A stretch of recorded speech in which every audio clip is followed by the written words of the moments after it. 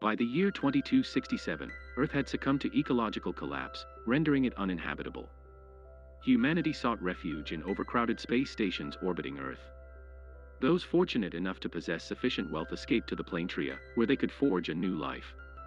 Laura, yearning to reunite with her sister on Rhea, secured a position as the crew doctor on the cargo ship Cassandra, enticed by the monetary reward. The journey to station number 42 would span 4 years to arrive and an additional 4 for the return.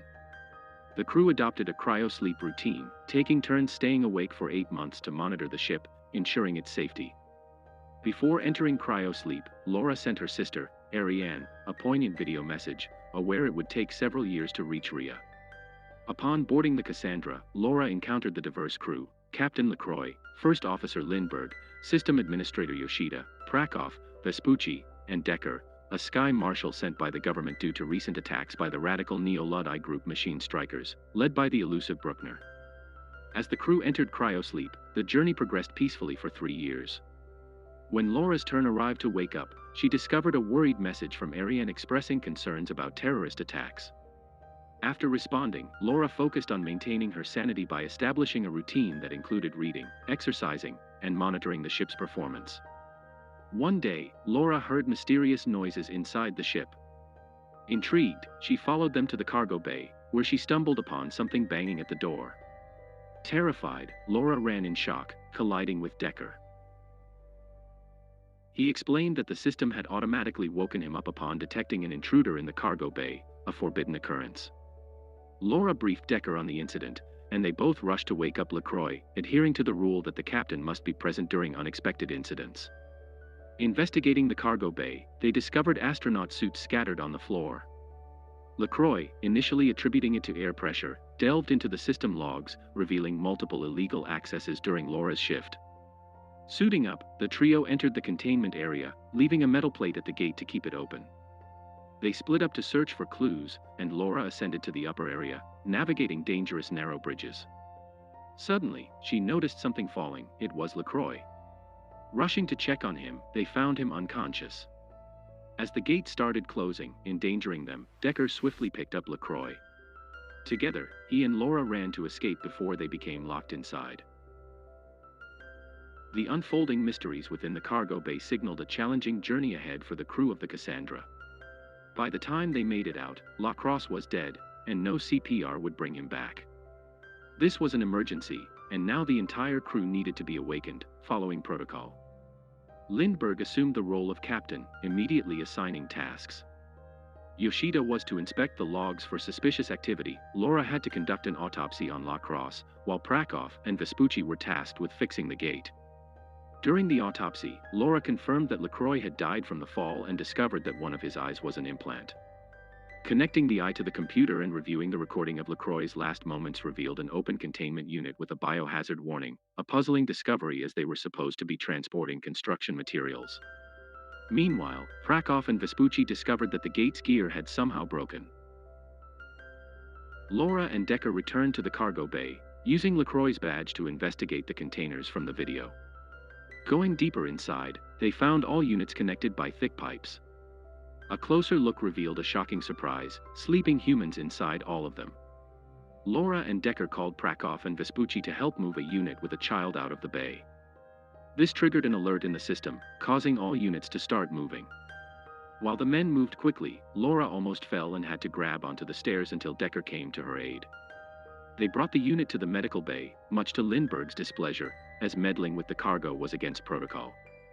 The crew now questioned if LaCroix had been murdered for witnessing something he shouldn't have. Lindbergh insisted that it was merely the system putting the units in order and argued to take the child back. However, Decker reminded her that this was a murder investigation, and Laura was assigned to conduct a full inspection of the child.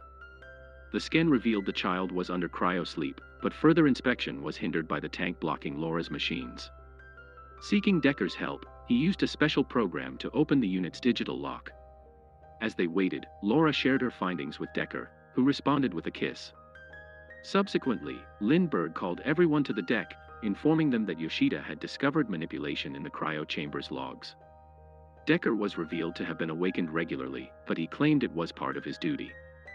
Lindbergh suspected him to be LaCroix's killer and attempted to arrest him. A struggle ensued, resulting in Decker getting hurt. To avoid blood contamination, Laura asked to bring Decker into the medical bay. While tending to his wound, Decker confessed that they weren't heading to station number 42, they were, in fact, going to Rhea. Decker was put back into cryosleep privately, leaving Laura puzzled about the change in destination. When she questioned Yoshida, it became evident that Lindbergh was lying, as she should have known the coordinates. As Yoshida investigated further, Laura, sensing something amiss, checked on her, only to find Yoshida already dead.